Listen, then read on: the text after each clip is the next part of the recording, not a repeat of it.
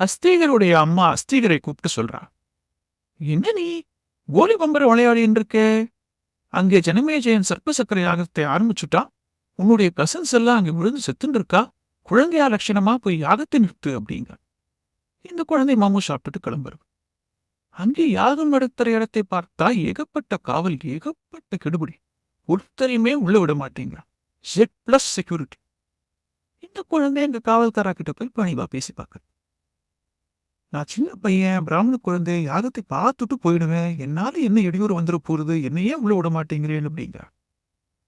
காவல்காரன் யோசிக்கிறா, சரிதானே, சின்ன பையன் தானே, இதனால என்ன வந்துட போறது, போப்பா உள்ள போ அப்படின்னு அனுப்பிச்சுடுறான்.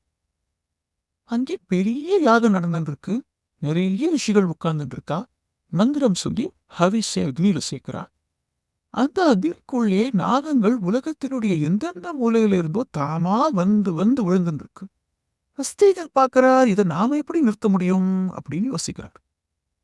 எல்லா மனுஷன்கிட்டையும் ஒரு ஆயுதம் இருக்கு. அந்த ஆயுதத்துக்கு விழாதவாளே கிடையாது. புகழ்ச்சி, பிளாட்டரி. அஸ்திகர் ஜனமேஜயனை பார்த்து பேசுறார்.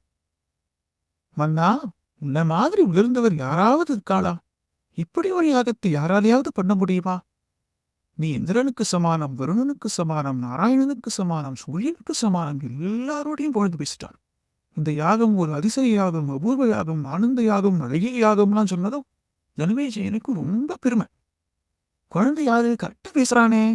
குழந்தை, அங்கேயே இரு, யாகத்தை முடிச்சுட்டு வந்து நீ என்ன கேட்கறியோ நான் உனக்கு தரேன் அப்படிங்கிறார். ரிஷிகள் பார்த்து கேட்கிறாரு, யாரே போக முடியும் அப்படின்னு. ரிஷிகள் சொல்றா, ஏறக்குறைய எல்லா நாகங்களும் வந்து விழுந்தாச்சு, தக்ஷகன் இன்னும் வரல. தக்ஷகன் தான் ஜனமேஜயனுடைய அப்பாவை கொன்னது. தக்ஷகன் வந்துட்டோன்னா முடிச்சுடலாம் அப்படின்னு. தக்ஷகன் எங்க இருக்கான்னா இந்திரலோகத்துல இருக்கான்.